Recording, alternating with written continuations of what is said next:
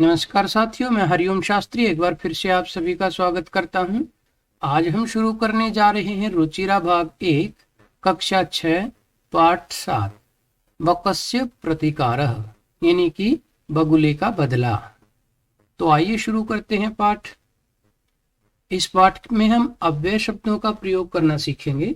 ये जो आप चित्र दिखाई दे रहा है आपको, इसमें एक बगुला है और एक सियार है, तो इनके बीच में दोस्ती है। इसी के संबंध में ये पाठ है, शुरू करते हैं।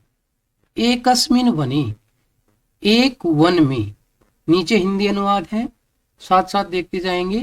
एकस्मिन वने, एक वन में, श्रृगालः यानी कि सियार, बकः और बगुला, च का मतलब और, सियार और बगुला, निवसतः स्म रहते थे।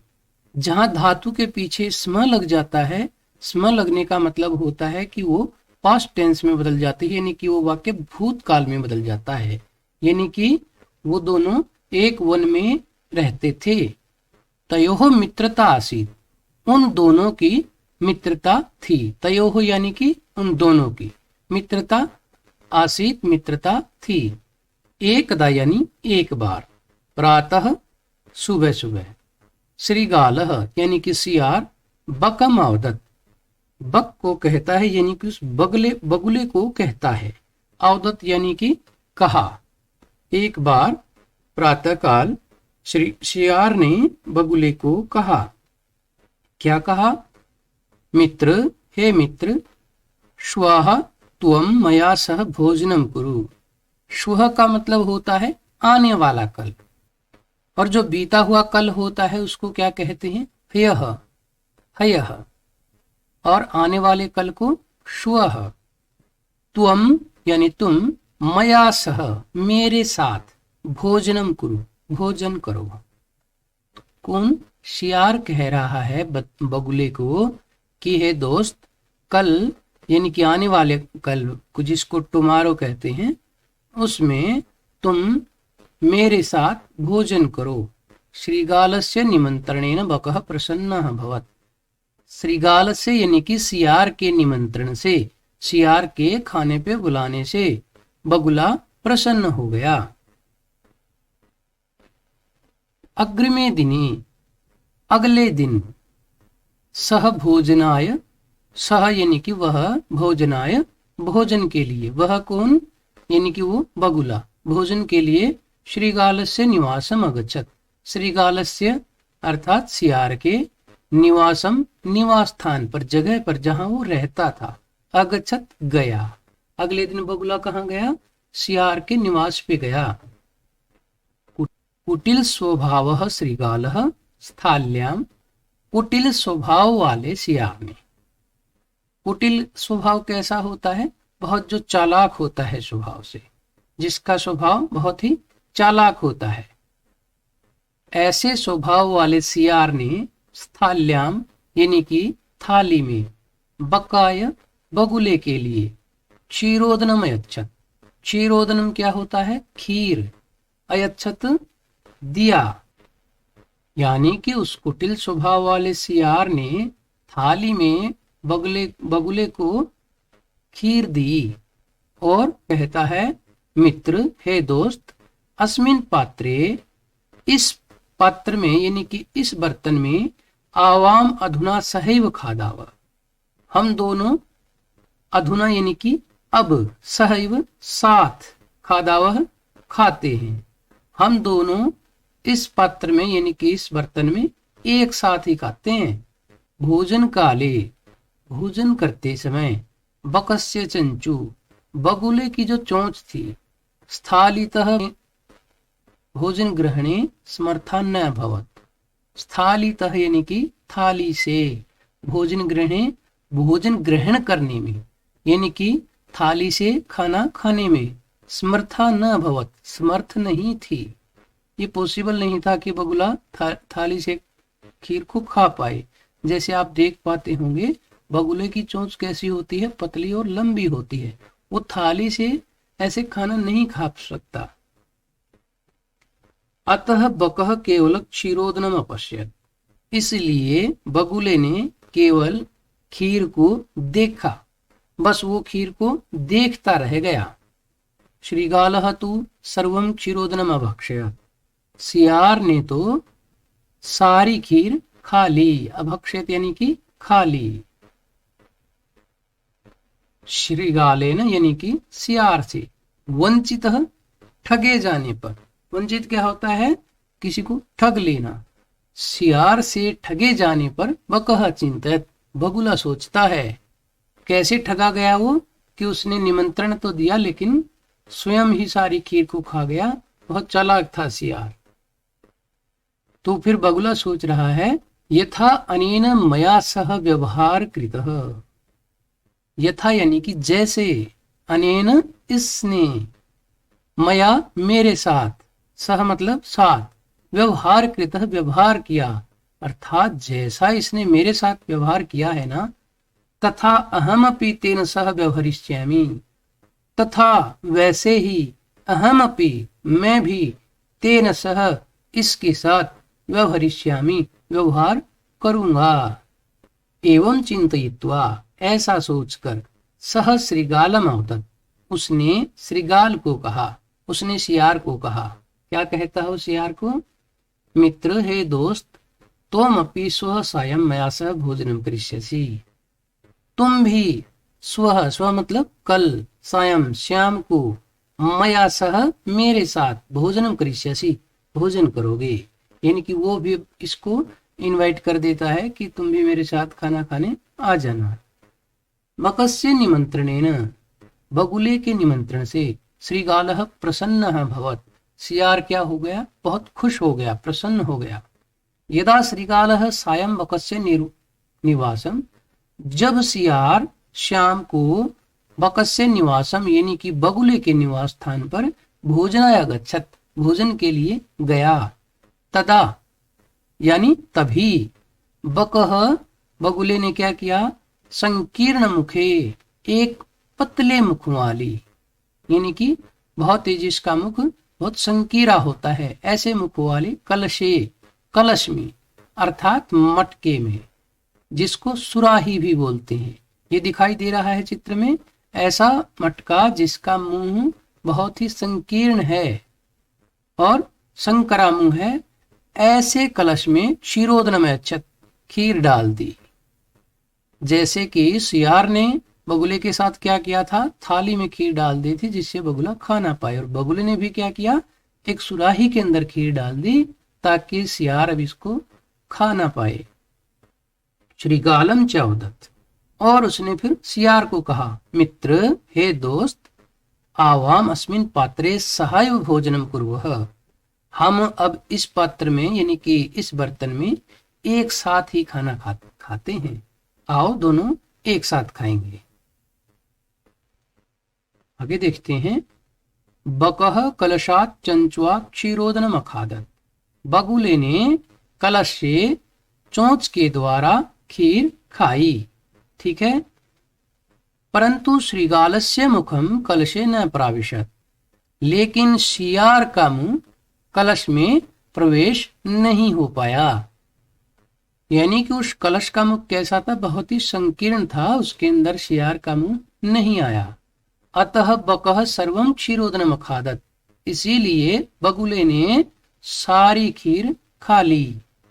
श्रीगालः च केवलम ईर्ष्या अपश्यत्, सियार केवल ईर्ष्या से देखता रह गया। श्रीगालः बकम प्रति यादृशम व्यवहारम अकरोत्, सियार ने बगुले के प्रति यादृशम यानी कि जैसा व्यवहार किया, अकरोत् यानी किया। बकह अपि, बगुले ने भी श्रीगालम प्रति, सियार के प्रति, तादृशम यानी वैसा ही, व्यवहारम कृत्वा व्यवहार करके, प्रतिकारम अकरोत् बदला ले लिया। तो क्या मतलब हुआ?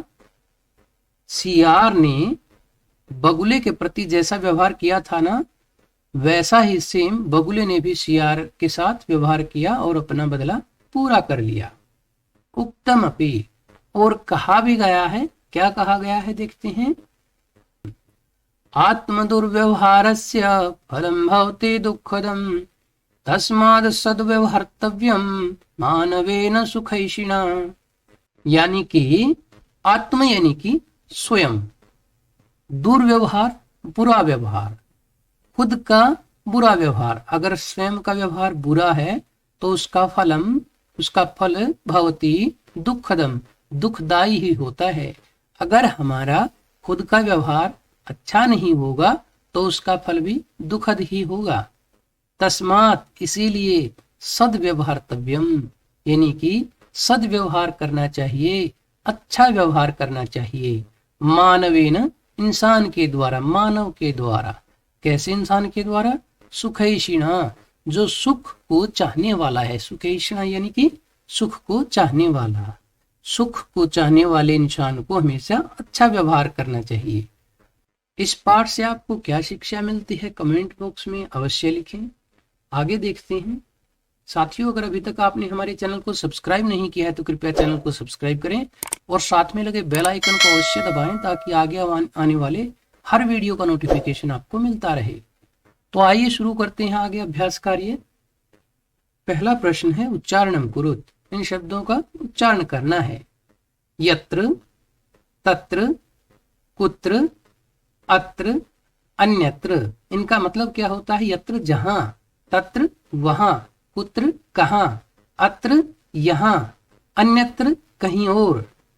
यदा जब, तदा तब, कदा कब, एकदा एक बार, च और, अपि भी, अद्य आज, श्वः कल यानी कि आने वाला कल, यह यानी कि बीता हुआ कल, प्रातः सवेरे, अहर्निशम दिन रात, अधुना अब, एव ही, कुतः कहां से, सायं शाम। मंजूषातः उचितम अव्यय पदम चित्वा रिक्त स्थानम पूरयत। इस मंजूषा से यानी कि इस पेटिका से उचित अव्यय पद चुनकर रिक्त स्थानों की पूर्ति करनी है। अव्यय पद क्या होते हैं? अव्यय पद वे होते हैं जिनका किसी भी लिंग, वचन, पुरुष आदि के कारण रूप नहीं बदलता है। ये ऐसे कैसे प्रयोग होते हैं? इनमें कोई फर्क नहीं आता है। वाक्य में भले ही पुल्लिंग शब्द हो या नपुंसकलिंग हो या एक वचन, द्विवचन, बहुवचन है, ये ऐसे ही प्रयोग होते हैं, तो इन्हें अव्यय कहा जाता है। तो आइए देखते हैं। सबसे पहले डैश भ्रमणम स्वास्थ्याय भवति। डैश का घूमना स्वास्थ्य के लिए होता है। कैसा घूमना? प्रातः भ्रमणम, सुबह का घूमना स्वास्थ्य के लिए होता है। डैश सत्यम वद, सत्य बोलो। सदा यानी कि सर्वदा सत्यम वद, सदा सत्य बोलो। त्वम डैश मातुल गृहम गमिष्यसि, तुम डैश मामा के घर जाओगे। कदा, तुम कब मामा के घर जाओगे। दिनेशः विद्यालयम गच्छति, दिनेश विद्यालय जा रहा है। अहम डैश तेन सह गच्छामि, मैं भी उसके साथ जा रहा हूं। तो क्या आएगा? अपि यानी कि भी। डैश विज्ञान से युग अस्ति, डैश विज्ञान का युग है। यहाँ क्या आएगा? अधुना यानी कि अब क्या है? विज्ञान का युग है। डैश रविवासरः अस्ति, डैश रविवार है। तो क्या आएगा? अद्य, आज रविवार है। आगे देखते हैं। प्रश्न 3 अधोलिखितानाम प्रश्नानाम उत्तर लिखत। निम्नलिखित प्रश्नों के उत्तर लिखें। पहला प्रश्न क्या है? श्रीगालस्य मित्रम कः आसीत्। सियार का मित्र कौन था? तो कौन था? बगुला। तो क्या लिखेंगे? श्रीगालस्य मित्रम बकः आसीत्। स्थालितः कः भोजनम न खादत्। थाली से किसने भोजन नहीं खाया? थाली में से कौन भोजन नहीं खा सकता है? बगुला। तो बकः स्थालितः भोजनम न खादत्, बगुले ने थाली से भोजन नहीं खाया। ये थोड़ा सा मिसप्रिंट है, स्थलितः लिखा है, यहाँ आ का डंडा और आएगा यानी कि स्थालितः आएगा। बकः श्रीगालाय भोजने किम अयच्छत्। बगुले ने सियार के लिए भोजन में क्या दिया? क्या दिया था? बकः श्रीगालाय भोजने क्षीरोदनम यच्छत्, खीर दी थी। श्रीगालस्य स्वभावः कीदृशः भवति, सियार का स्वभाव कैसा होता है, कैसा होता है सियार का स्वभाव। श्रीगालस्य स्वभाव कुटिलः भवति, कुटिल होता है। पाठात् पदानि चित्वा अधोलिखितानां विलोम पदानि लिखत, पाठ से पद चुनकर नीचे लिखे शब्दों के विलोम पद लिखने हैं। शत्रु का विलोम पद क्या होता है, मित्र। उदाहरण दिया है जैसे सुखदम, सुखदम का विपरीत क्या होगा, विलोम पद क्या होगा, दुखदम। दुर्व्यवहारः यानी कि बुरा व्यवहार, दुर्व्यवहार का विलोम पद क्या होगा, सद्व्यवहारः। शत्रुता, शत्रुता का विलोम पद क्या दिया है पाठ में, मित्रता। सायं, सायं का विलोम पद क्या दिया गया है, प्रातः। अप्रसन्नः, अप्रसन्नः का विपरीत क्या होगा, विलोम पद प्रसन्नः। असमर्थः, असमर्थः का विलोम पद समर्थः। आगे देखते हैं, मंजूषातः समुचित पदानि चित्वा कथां पूरयत्, यानी कि इस पेटिका से उचित पद चुनकर कथा की पूर्ति करनी, कहानी की पूर्ति करनी है। ये कहानी आपने बचपन में भी बहुत सुनी होगी, प्यासे कौवे वाली, वही कहानी है, उसी को पूरा करना है। तो देखते हैं, शुरू करते हैं। एकदा एकः काकः, एक बार एक काक यानी कि एक कौवा, डैश आसीत, कैसा था वो, प्यासा था। तो क्या आएगा, पिपासित आसीत। सह जलम पातुम, वह जल पीने के लिए, पातुम यानी पीने के लिए, पानी पीने के लिए, डैश अभ्रमत, कहाँ घूम रहा था, इतस्ततः अभ्रमत, इधर उधर घूम रहा था। परम डैश जलम न प्राप्नोत, लेकिन कुत्रपि यानी कि कहीं भी जलम न प्राप्नोत, जल नहीं मिला। अन्ते सह एकम घटम अपश्यत, अंत में उसने एक घड़े को देखा यानी कि मटके को देखा। घटे डैश जलम आसीत, घड़े में कैसा जल था, स्वल्पम यानी कि थोड़ा जल था। अतः सह जलम डैश असमर्थ भवत, इसलिए वह जल में पातुम असमर्थ भवत, जल को पीने में असमर्थ था। पातुम यानी कि पीने में। सह एकम डैश चिंतित, उसने एक डैश सोचा, क्या सोचा उसने, उपायम, उपाय सोचा। सह डैश खंडानी घटे अक्षिपत, उसने डैश के टुकड़े, खंडानी यानी टुकड़े, किसके टुकड़े थे वो, पाषाण से, पत्थर के टुकड़े, घटे अक्षिपत, घड़े के अंदर छोड़ दिए यानी कि डाल दिए। एवं क्रमेण घटस्य जलम, इस क्रम से यानी कि वो उन पत्थर के टुकड़ों को डालता गया, और इस क्रम से क्या हुआ, घड़े का जो पानी था डैश आगच्छत, डैश आ गया यानी कि ऊपर आ गया, क्या कहेंगे, ऊपरी आगच्छत। काकः जलम पीत्वा, कौआ पानी पीकर डैश अभवत, डैश हो गया, कैसा हो गया, संतुष्ट अभवत, सेटिस्फाई हो गया, संतुष्ट हो गया। परिश्रमेण एव, परिश्रम से ही यानी कि मेहनत से ही क्या होता है, कार्याणि सिद्ध्यन्ति, कार्य सिद्ध होते हैं। अगर हम मेहनत करते हैं तो हमारे काम अवश्य सफल होते हैं। न तो मनोरथ ही, मनोरथों से नहीं, केवल हम मन में ऐसा सोचते रहेंगे कि हमारा ये काम हो जाए, तो ऐसा बिल्कुल नहीं होगा। जैसे विद्यार्थियों को अगर परीक्षा में पास होना है, अच्छे नंबर लेने हैं, तो पढ़ना ही पड़ेगा, सिर्फ सोचने से अच्छे नंबर नहीं आएंगे। तो आगे चलते हैं। तत्सम शब्दान लिखत, तत्सम शब्दों को लिखें। ठीक है, ये जो शब्द दिए गए हैं, इनके तत्सम शब्द लिखने हैं। तत्सम शब्द क्या होते हैं, तत्सम शब्द वो होते हैं, ये जो हिंदी के शब्द हैं, इनको संस्कृत में क्या बोलेंगे, वो तत्सम शब्द हैं। और ये ऐसे शब्द होते हैं कि इन्हीं से ही बिगड़कर ये हिंदी में प्रयोग होते हैं। तत्सम शब्दों से ही हिंदी के शब्द बनते हैं, और ऐसे शब्दों को क्या कहा जाता है, तत्सम शब्द कहा जाता है। आपने सुना होगा ना कि संस्कृत सर्वासाम भाषाणाम जननी अस्ति, संस्कृत सभी भाषाओं की जननी है, यानी कि सारी भाषाएं संस्कृत से ही बनी हैं। तो ऐसे ही हिंदी भी संस्कृत से बनी है। तो देखते हैं, कौवे का संस्कृत में तत्सम शब्द क्या है? काकः। मक्खी का तत्सम शब्द क्या है? मक्षिका। बंदर का तत्सम शब्द क्या है? वानरः। बगुला बकः। चोंच चंचुः। नाक नासिका। आशा है साथियों पढ़ाया हुआ पाठ आपको समझ आया होगा। अगर अभी तक आपने हमारे चैनल को सब्सक्राइब नहीं किया तो कृपया चैनल को सब्सक्राइब करें और साथ में लगे बेल आइकन को अवश्य दबाएं ताकि आगे आने वाले हर वीडियो का नोटिफिकेशन आपको मिलता रहे। और अगर पाठ अच्छा लगा हो तो एक लाइक अवश्य करें।